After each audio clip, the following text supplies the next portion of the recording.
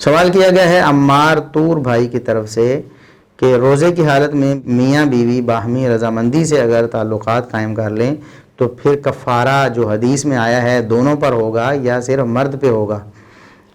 جبکہ دونوں رضامندی سے کر رہے ہیں، دونوں کا اس میں حصہ شامل ہے، تو پھر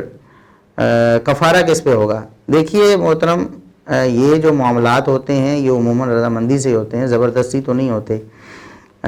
لیکن کفارہ صرف مرد پہ ہوگا، کیونکہ نبی کریم صلی اللہ علیہ وسلم نے اس صحابی کو جو آپ کے پاس حاضر ہوا اور عرض کیا کہ میں ہلاک ہو گیا ہوں، آپ نے فرمایا کیا ہوا؟ اور اس نے عرض کیا کہ میرے ساتھ میں یہ کر بیٹھا ہوں، تو آپ صلی اللہ علیہ وسلم نے یہ نہیں پوچھا کہ رضامندی تھی یا رضامندی نہیں تھی، یقیناً رضامندی ہی ہوتی ہے نا، رضامندی کے بغیر تو پھر جبر اور ظلم ہوتا ہے، تو رضامندی کے ساتھ ہی کیا، تو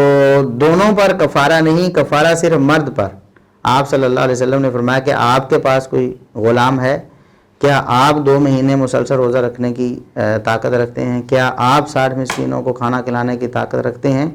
تو یہ آپ صلی اللہ علیہ وسلم نے مرد سے پوچھا، یہ نہیں آپ نے پوچھا کہ تم اور تمہاری بیوی آپ دونوں کیا غلام آزاد کر سکتے ہو کہ نہیں، دونوں روزے رکھ سکتے ہو کہ نہیں، دونوں کھانا کھلا سکتے ہو کہ نہیں۔